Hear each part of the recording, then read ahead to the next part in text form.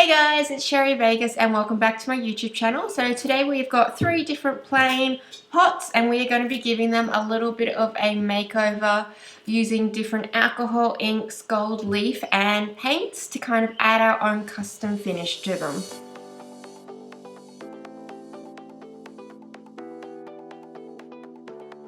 Okay guys, so you're going to need a few things to get started. Some pots, plain pots obviously. The slicker the better. I do have one here that's a bit like porous, so we're going to be giving that one a go. Then I've got some gold leaf. You could use silver leaf, copper leaf, whatever color theme you're going for. The glue that goes with it, so it's called leafing size. Then I have got some stencils. These are from Kmart and I got like some little leaf ones. Different alcohol inks, whatever colors you like, whatever brand you like. Some painter's tape, some paint, some alcohol. So this is really high grade alcohol. I think it's like 99% proof. Paper towel, a paintbrush and a bucket. So the first step that I'm going to do is just tape off the area that I don't want alcohol ink to go to on this design.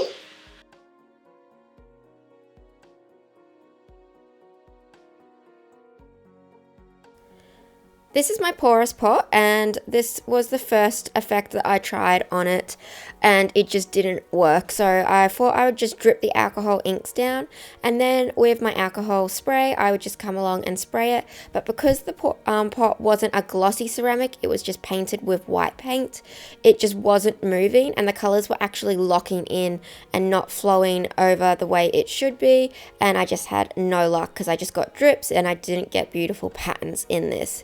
So I decided to shelf this one for now, put it away and then come back with a new idea. My next pot was way easier to work with because as you can see it's got a super glossy surface, which meant the alcohol could flow across it really easily. So I am just using coral from Pinata and I'm getting my hairdryer and I am just blowing it in certain parts to dry it off and then layering up my alcohol colors.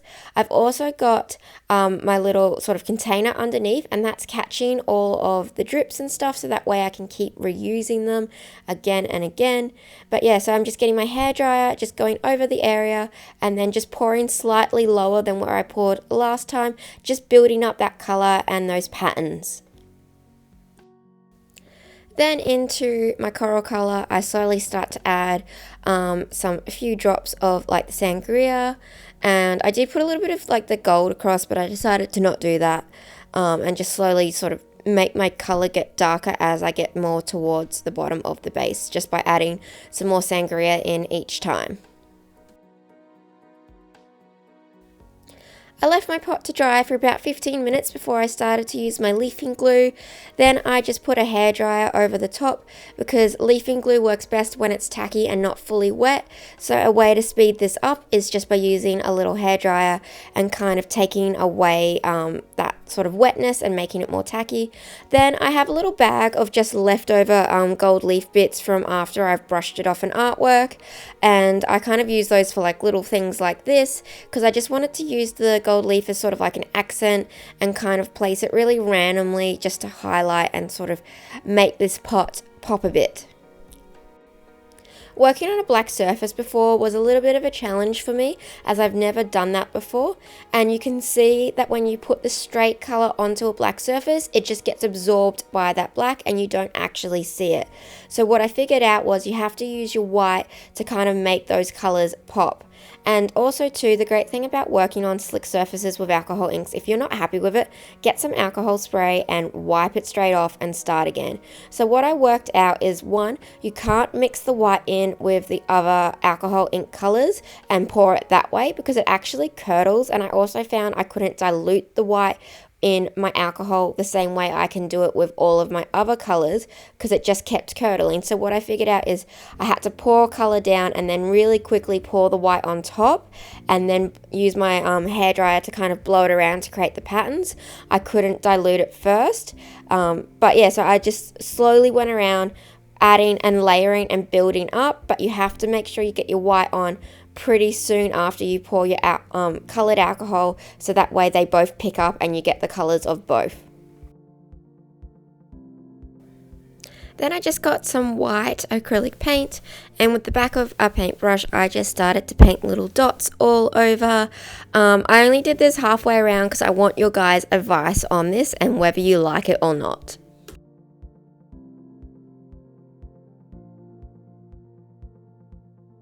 Okay guys, so while I'm waiting for this paint to dry, I thought of a new game plan to do with this pot. But first I've got to wait for the paint to dry. But I finished the other two pots. So how pretty is this one? I love like the gold leaf through it and the colors. And then this one I need your opinion on. Polka dots or no polka dots? I've kind of done like half and I like them, but I don't know whether it's like too much. I found this one to be a little bit challenging, but once I got the hang of it, it was all good.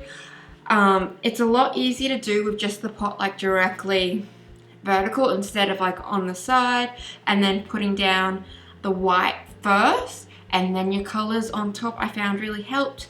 But yeah, once I got like the hang of it, I really like it. I like the pastel-y with like the gold and like the real randomness to it. But I did find that sort of style a bit challenging. It might also be too like the shape of the pot because it goes in. And also the white was giving me a bit of issues because originally I thought if I could mix the white in with like the purple and the aqua color, then I could just go like that. But it kind of curdled when it mixed in with the other colors. So you definitely have to go white, then color separately and don't mix them because I just found the white curdled.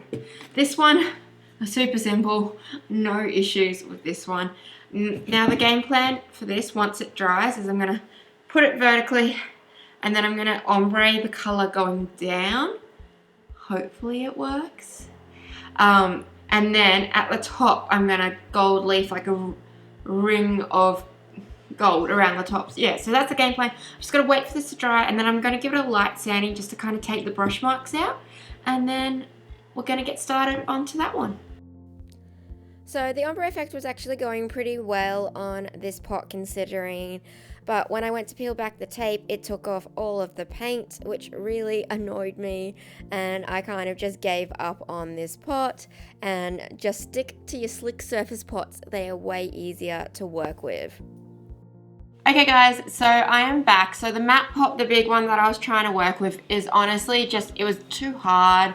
And then when I took all the tape off, it was peeling off all the other paint. So I have decided to scrap that idea. I've put it over on my shelf. Don't worry, I've got an idea to do with that matte pot, but just not for this tutorial. You might also notice that I have swapped things around. This video was like frustrating me. It wasn't this video, it was the pot was frustrating me.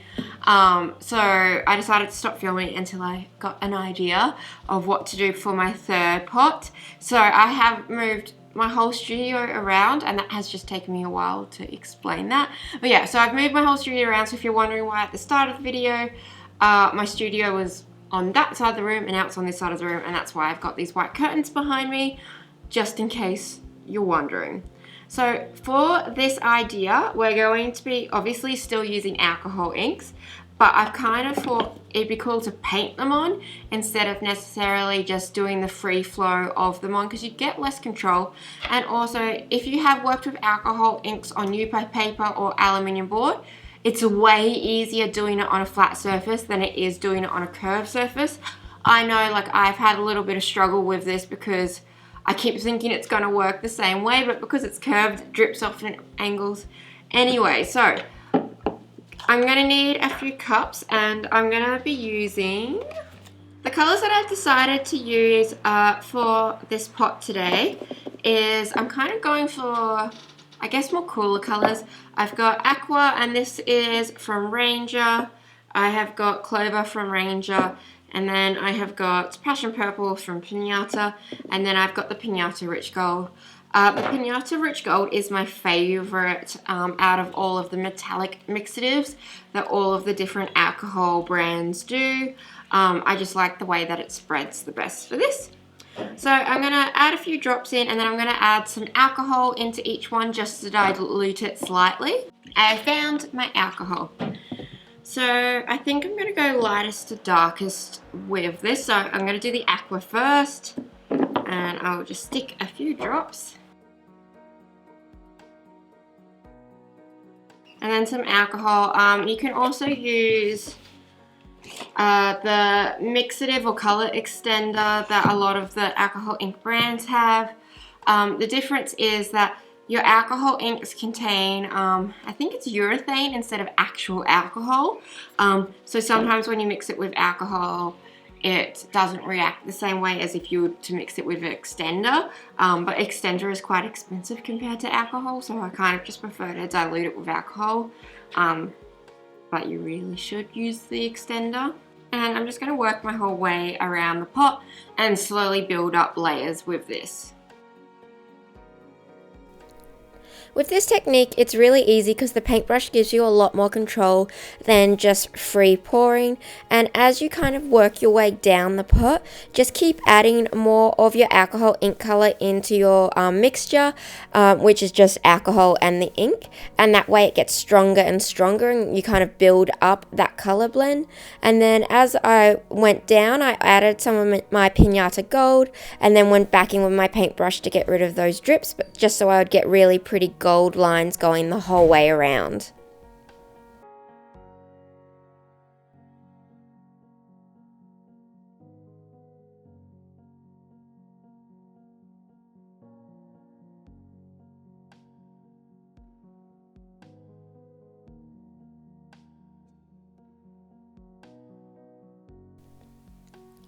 Then I just used my gold leaf glue and I applied that along the bottom of my pot to create sort of a gold ring. Now if you want this to be absolutely perfect, make sure you apply all your gold leafing glue everywhere. I kind of want it to be a bit ripped and rustic and have bits of the pot showing through the gold leaf, so I put my glue on really patchy, and then I just used an old makeup brush to kind of rub off the excess, and I got that really cool effect.